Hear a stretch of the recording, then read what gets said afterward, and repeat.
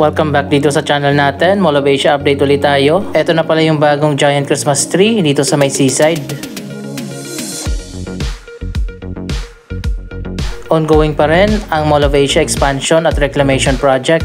Ito na ngayon ang latest na progress sa bagong North Wing Sky Garden. Natapos na nga yung arko dito, nakatulad din sa arko dito sa South Wing Sky Garden.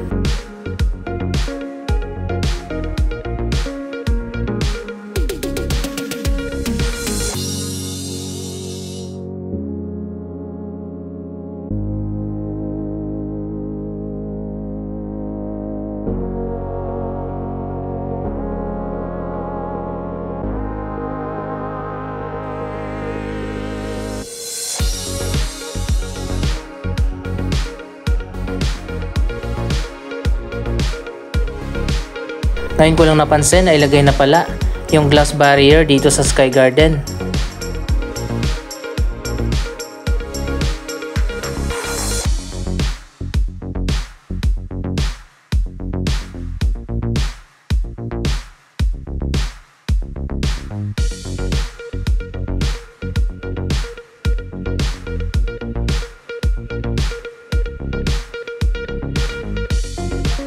Mukhang malapit na nga matapos ang pinakabagong Sky Garden dito sa North Main Mall. Excited na ba kayo na makita ang bagong Sky Garden? Abangan natin ang pagbubukas nito.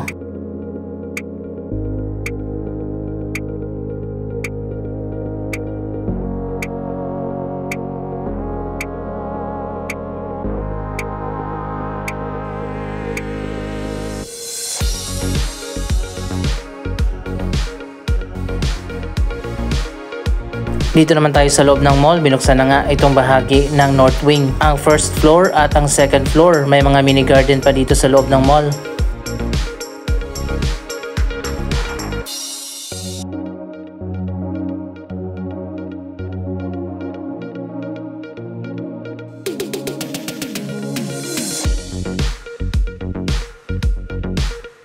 Maliwanag dito dahil sa special roofing system na parang glass.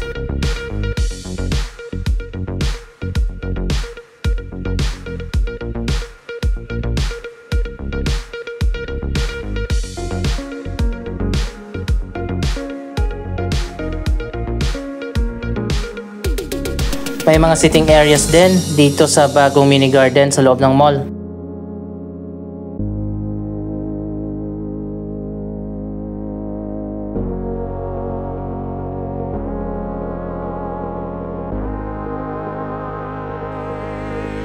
Marami na agad na mga bagong store ang malapit nang magbukas.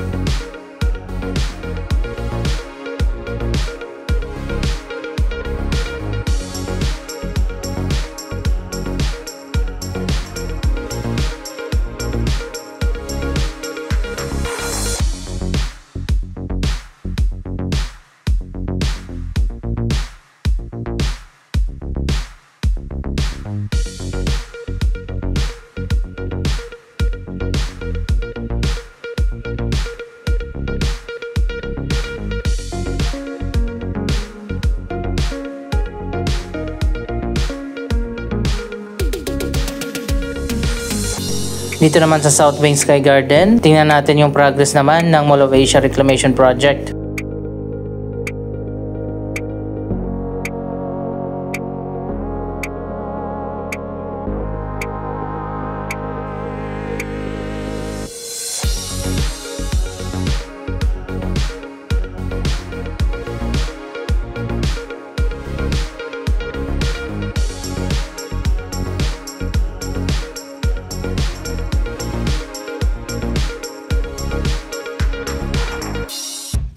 So ayan guys, nagsimula na rin ulit yung pagtatambak ng lupa at buhangin dito sa kabilang dulo ng SM Prime Reclamation.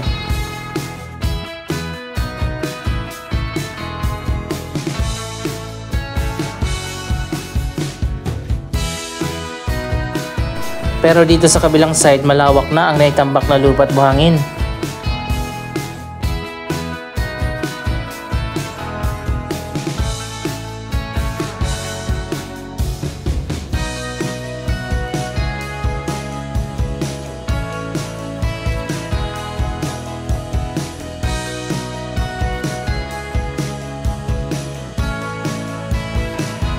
Doon naman sa kabila ang Pasay Harbor City na malapit ang matapos. By the way, binawasan nga ng 300 to 500 meters ang itinambak na lupa ng Pasay Harbor City at inilipat doon sa kabilang dulo.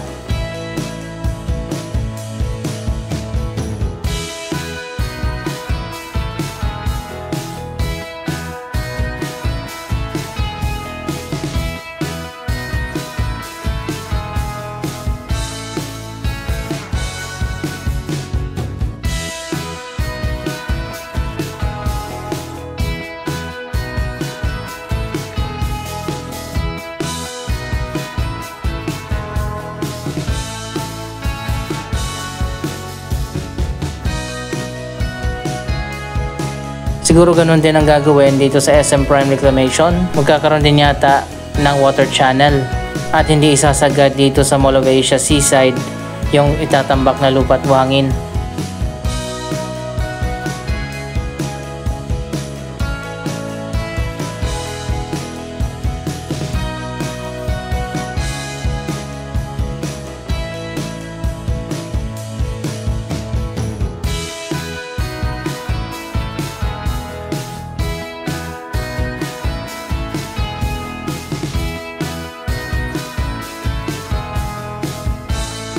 Mas okay kung ganon katulad ng ginawa doon sa likod ng CCP complex. Kahit papano meron pa ring seaside.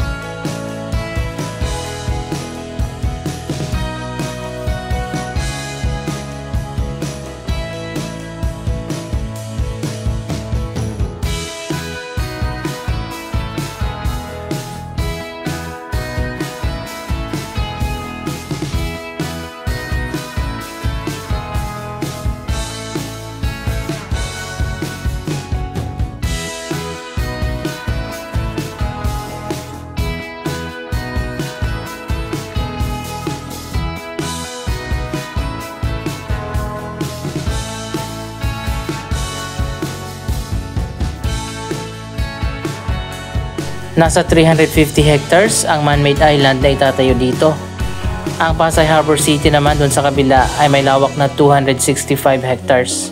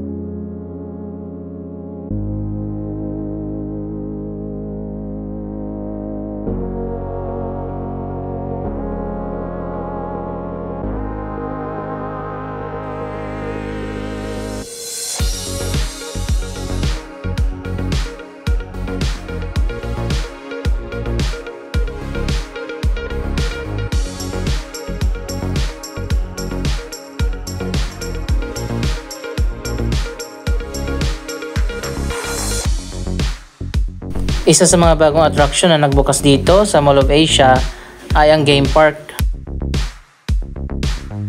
Nasubukan niyo na ba maglaro dito? May billiards at bowling areas.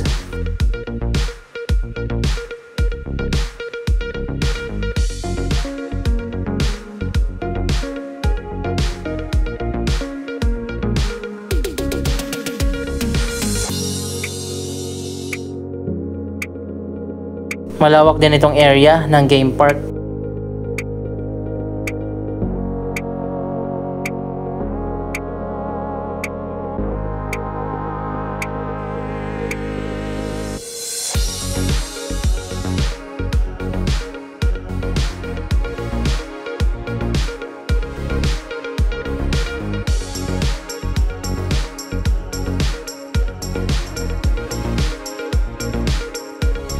Balik tayo dito sa North Wing, subukan nating silipin ang bagong Sky Garden.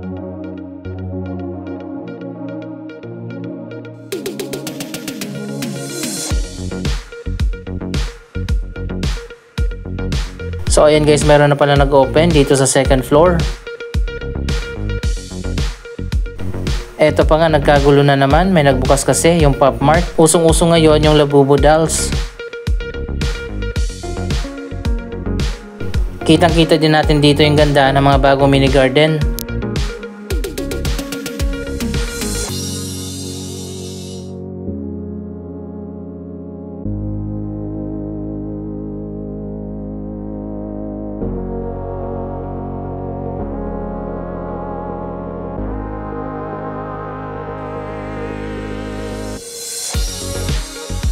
Pati na sa bagong third floor, may mga nakaabang na mga bagong stores at mga restaurant.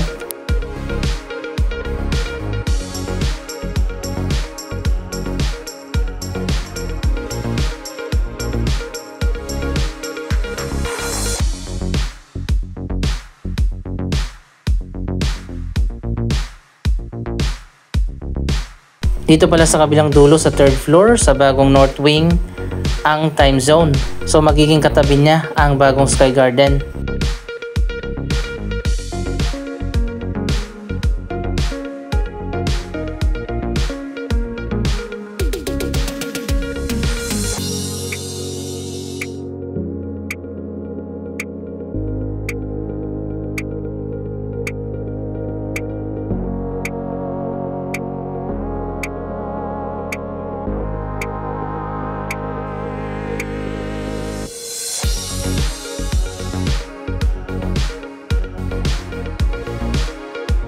Mukhang iba nga yung magiging design ng North Wing Sky Garden.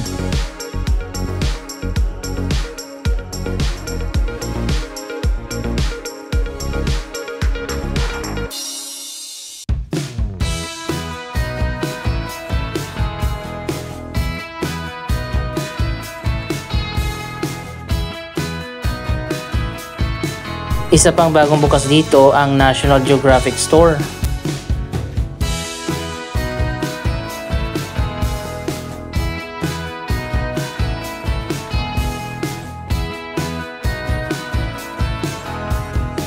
Pati na dito sa gitna, malapit na rin matapos.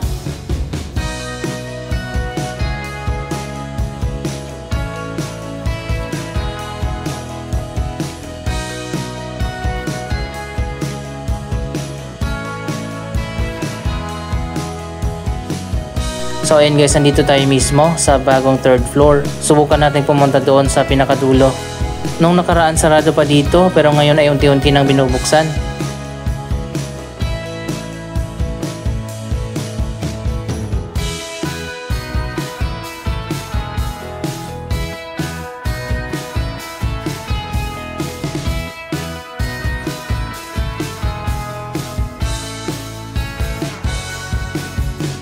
Hindi pa talaga siya fully open dito sa likod kung nasaan ang Sky Garden dahil ongoing pa nga ang construction.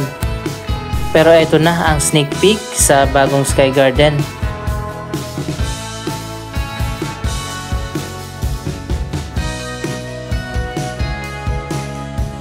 So ayan guys, excited na ba kayo na pumasyal dito sa bagong Sky Garden, pati na ang Sky Park, ang bagong football field.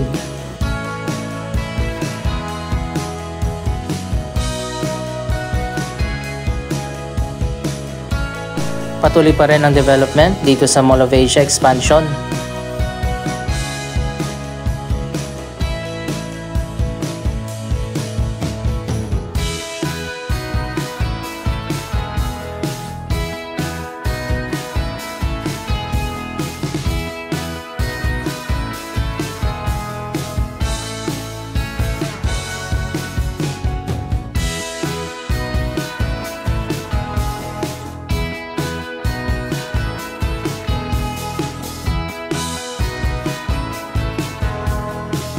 Anong masasabi nyo sa progress ng proyektong ito? Mag-comment lamang dyan sa baba ng inyong mga reaksyon.